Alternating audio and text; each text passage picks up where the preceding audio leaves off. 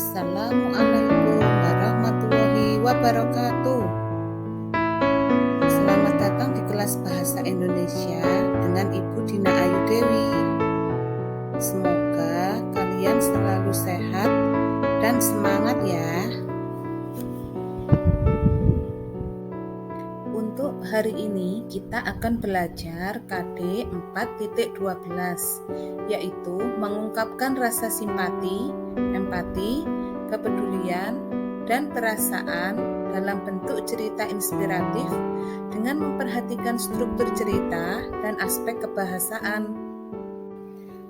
Sekarang kita akan belajar tentang perbedaan simpati dan empati terlebih dahulu ya. Simpati dan empati di dalam teks cerita inspiratif itu berbeda. Perbedaannya adalah simpati hanya bersifat memberi respon berupa perasaan iba. Hal ini tidak terlalu mendalam dalam mencampuri urusan orang lain.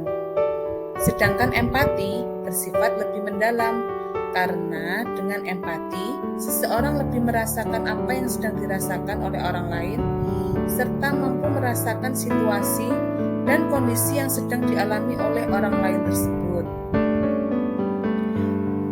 Perbedaan empati dan simpati berikutnya.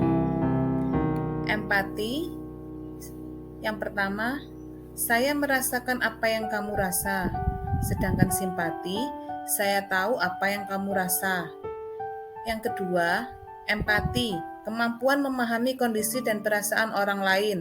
Simpati, perasaan kasihan dan duka terhadap kemalangan orang lain.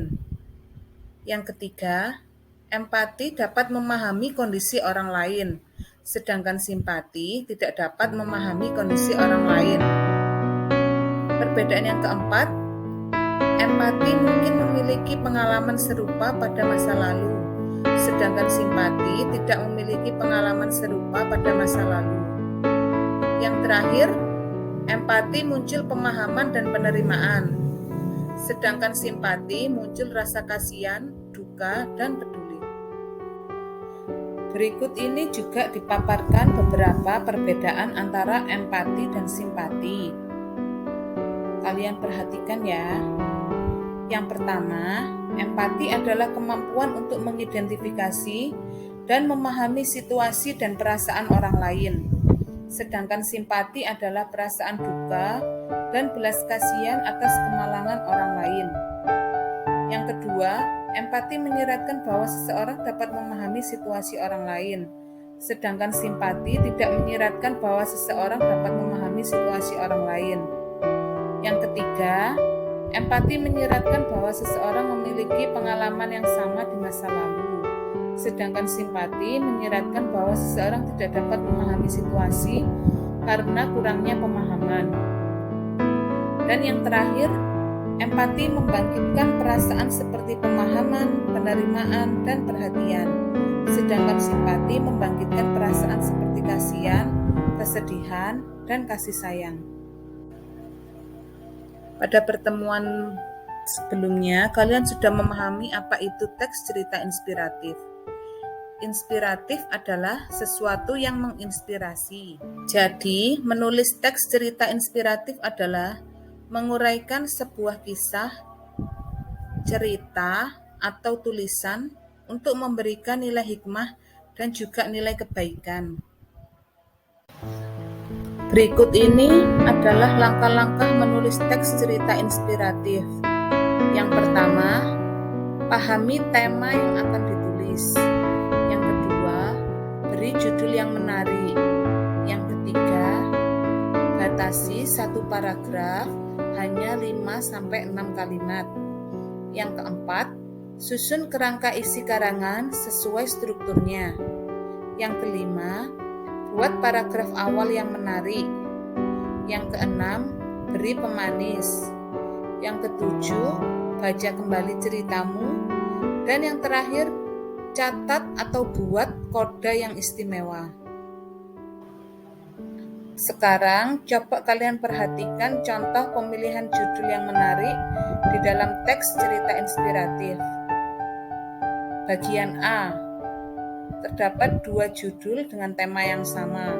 Yang pertama, perjalanan spiritualku. Yang kedua, transfer doa di rumah Allah. Kira-kira di antara dua judul tersebut, manakah yang menarik? Bagian B, yang pertama, resep sukses meraup dolar dari YouTube. Judul yang kedua, kesuksesan Miao.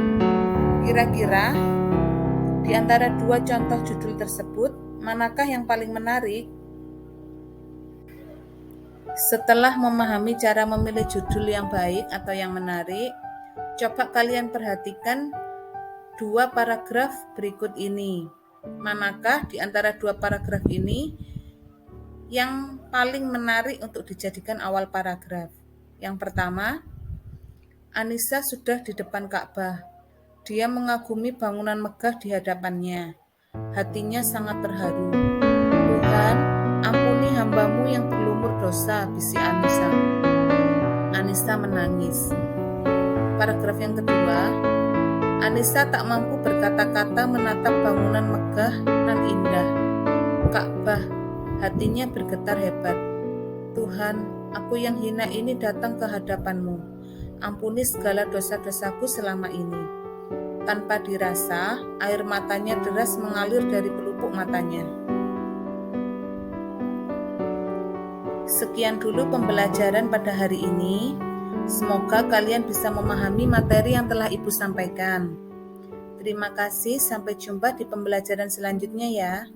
Wassalamualaikum warahmatullahi wabarakatuh.